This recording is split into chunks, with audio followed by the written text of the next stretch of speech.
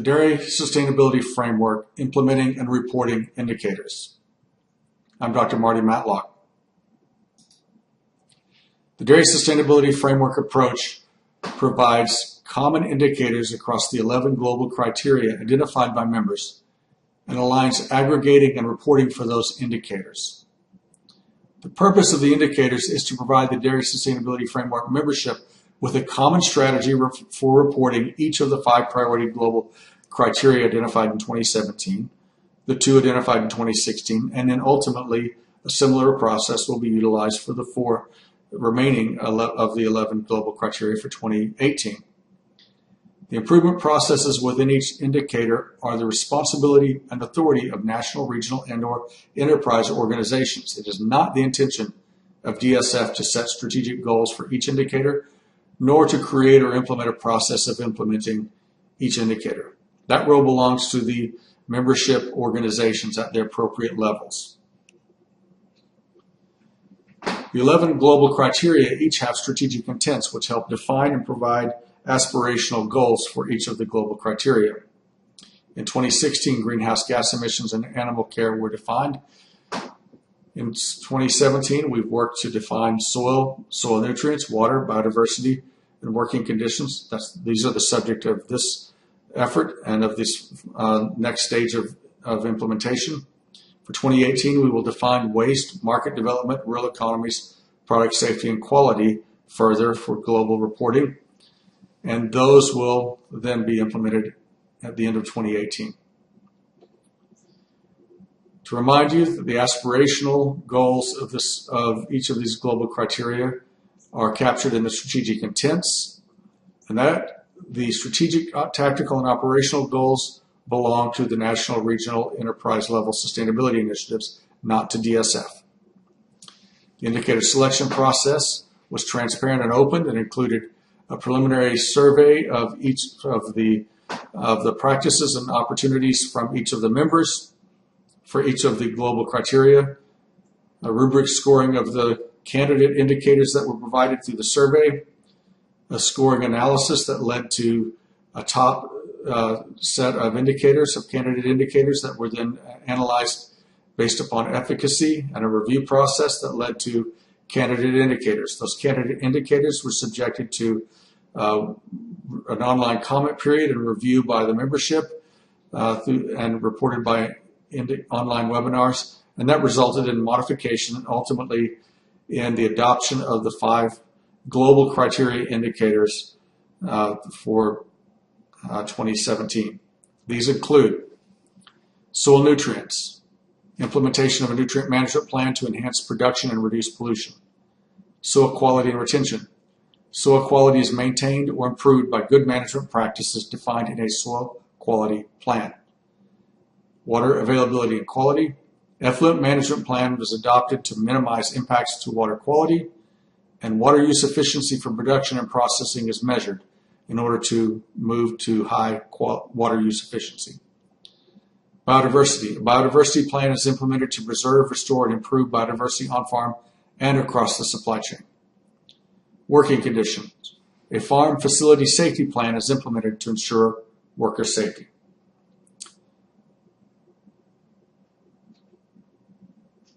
These documents in PDF forms and online are presented in the dsfglobalcriteria.org website, as well as a copy of this video for distribution and review.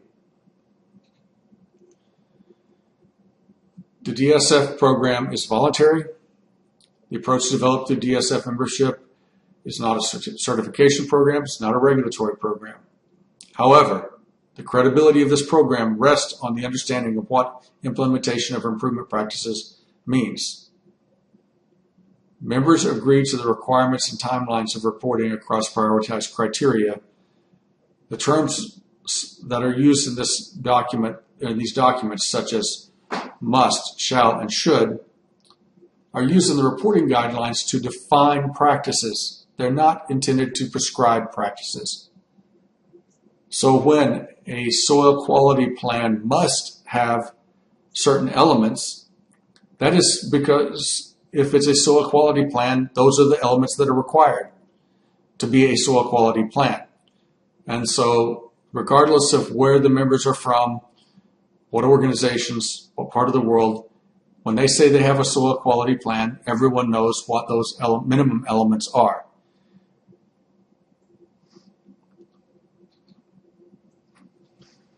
For soil nutrients, the strategic intent is that nutrient application is managed to minimize impacts on water and air while maintaining and enhancing soil quality.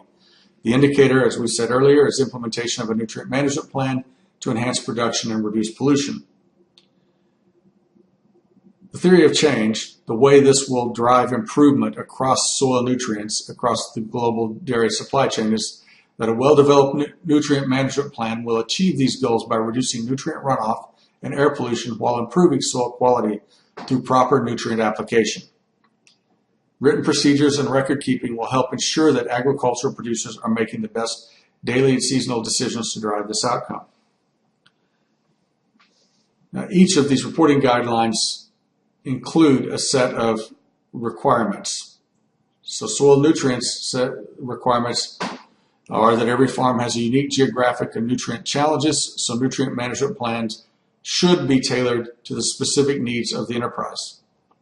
Nutrient management strategies within the nutrient management plan must consider the following elements: soil type and soil nutrients, climate, local waterways, cropping systems, feed plans, the number of animals, and the amount of nutrients contained within the manure. If you don't have these elements, you don't have a nutrient management plan. You may have something that approaches a nutrient management plan, but it will not drive change. It will be unlikely to drive change, as indicated in this process. Now, each of the reporting guidelines also includes a more detailed set of recommended elements, suggested minimum elements. We're not going to go through these in this webinar, but they're available for your review and comment. Please do review and comment on them, especially comment on those which you think are easily attainable, which are not attainable based upon your understanding of your particular supply chain, or which could be attainable with certain support. And if you see elements that are missing, please indicate those in your review process. Soil quality and retention is proactively managed and enhanced to ensure optimum productivity. The indicator of soil quality is maintained or improved by good management practices defined as a soil quality plan. Of course, the theory of change is that the plan will drive improvement through better decision making.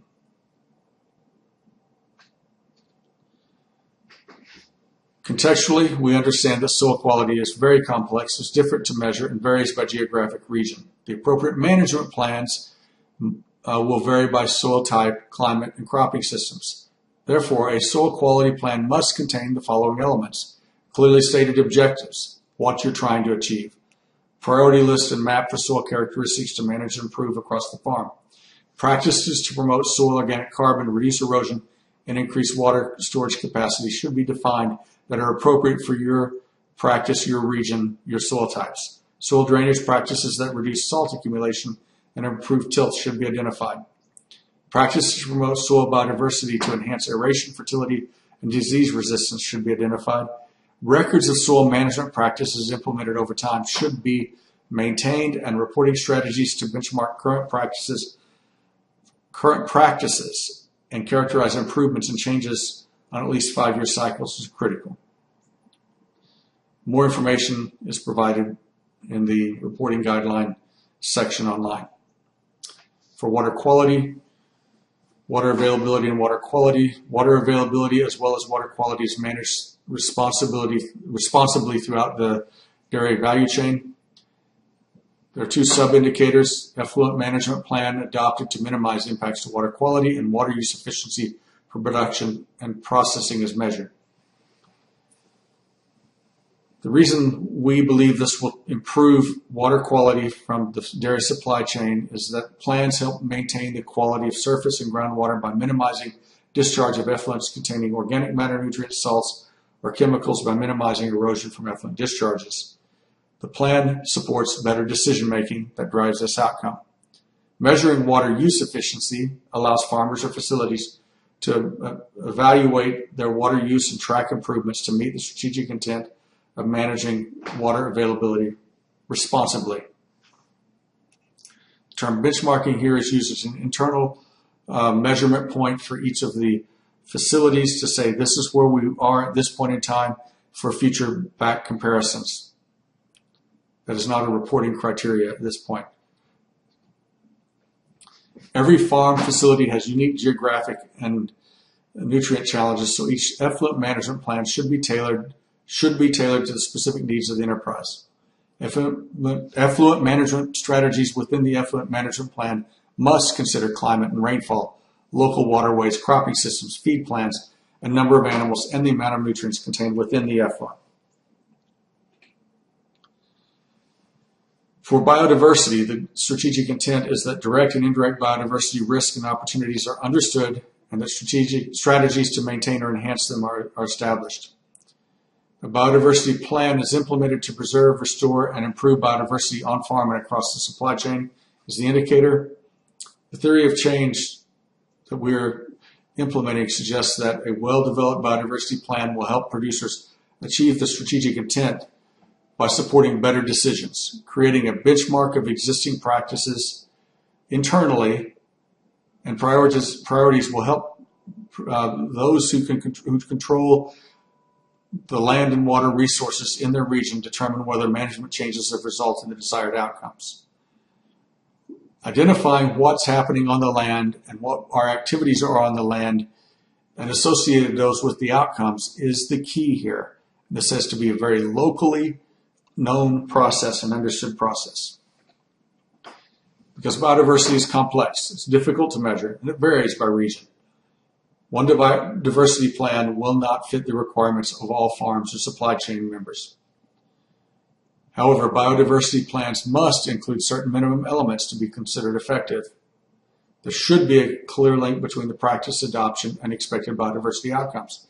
Examples include the establishment of shelter belts, fencing livestock away from riparian zones and waterways, managing invasive species, maintaining indigenous species, erosion control, sediment retention, preservation of native vegetation, reestablishment of native vegetation, habitat restoration, and maintaining wildlife corridors, among others. Biodiversity plans are contextual and should include existing government regulations and stakeholder indicators that may already be in place to protect biodiversity and encourage conservation in the region. Government regulations may include bans on deforestation or native grassland conversions or protections for threatened or endangered species and must be followed. Now, working conditions. Strategic intent is that across the dairy value chain, workers operate in a safe environment and their rights are respected and promoted. A farm facility safety plan is implemented to ensure worker safety is the indicator adopted. Theory of change suggests that a well-developed farm facility safety plan identifies on-site hazards and establishes plans to keep workers safe through training and risk minimization. Written procedures and mandated record keeping help respect and promote worker rights by communicating risks to the workers and to the larger community.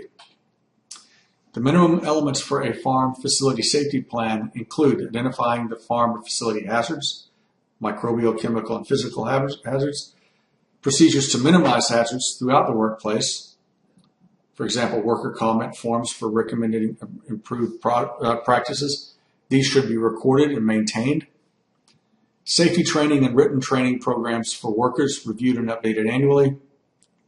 Risk-based chemical storage handling and application procedures for each facility reviewed and updated annually. An emergency action and/or accident response strategy, for example, emergency contact information posted in high traffic areas, first aid training for workers, and requirements for annual review, record keeping, and reporting to establish a baseline and track change annually. This baseline and tracking changes is key to continuous improvement. It allows us to see which direction we're going. Are we getting better or are we getting worse? If we do not evaluate our current condition from some previous baseline, we do not know which direction we're going, which practices are working, and which ones do not. The DSF Indicator Development Group has provided some preliminary comments. Now, if you're not a member of this group, you are welcome to contact the DSF membership leads and ask to be a member. This group is it's a transparent process. and the development of these indicators is well underway, but not complete yet, and could certainly use your advice and wisdom. Some of the indicators, some of the questions that we've received from the indicator working group from this first round, draft round, include questions about scale. For example, biodiversity benchmarking, stakeholder engagement for conservation within a region, and water testing could be covered by regional councils or other governing bodies. Is leveraging such an activity an acceptable approach? From DSF's perspective, absolutely. Documentation of the process, of representation, of size and scale would be necessary and appropriate, but this sort of aggregation for efficiency and effectiveness and for community learning is incredibly valuable. Some farms have more holistic farm environmental plans that cover the requirements of multiple indicators, like nutrient management, effluent management, worker safety, etc. Would such a broad plan be an acceptable substitute for multiple individual plans? It's not a substitute, it's an aggregation. As long as all the elements are there, there is no formatting requirement in this in these guidelines. These are simply guidelines of the elements that must be reported. The way that the plan is implemented, as long as the elements are there, is up to the enterprise. And so these are very interrelated processes, and it makes perfect sense to aggregate them in a decision and education process where appropriate. Finally, how will we report for aggregation purposes? Some indicators apply to our manufacturing facilities, some to farms we own and operate, and to our water supply chain and water supplying farms and supply chain. For aggregation purposes, we will have categories of reporting. And so if you have multiple categories within your purview, you report within the categories, and the categories of the supply chain will be aggregated up. The goal is not to report individual farms, individual companies, individual processes. The goal is to report by sector broadly. And then to assess, we have to assess at individual level and aggregate the assessment up to see where we are making progress, where we are stalled, and where we are, in fact, in some cases, not making progress. So this is the strategy. Timeline. The revised draft guidelines will be available online December 23rd. Then from December 23rd to February 2nd, membership consultation period will occur. From the 23rd and 24th of January, we'll have updated webinars scheduled for different time zones. So please reach out to DSF if you have any questions about those or concerns, or if you need other webinars to meet your schedule. Certainly willing to accommodate your schedule needs as well. February 2nd will be the end of membership consultation, where then revision will begin for 2 weeks. Then the final check by members, including webinars to provide further explanation and capture any final points, will occur on February 15th. And then February 23rd, through the 23rd, we'll implement all of those comments. And then we'll move to external consultation from February 27th to March 30th. Please do go to the dsfglobalcriteria.org website, and please comment. Please let us know if you have any questions. Reach out to us. We will be happy to respond to those questions individually. If you have questions that you would like to keep confidential, please indicate so. Though this is a transparent process, we recognize that there's some proprietary elements and some proprietary information. So within the guidelines of our rules of transparency, we can respond as well. Thank you very much, and thank you for the support of this very important initiative.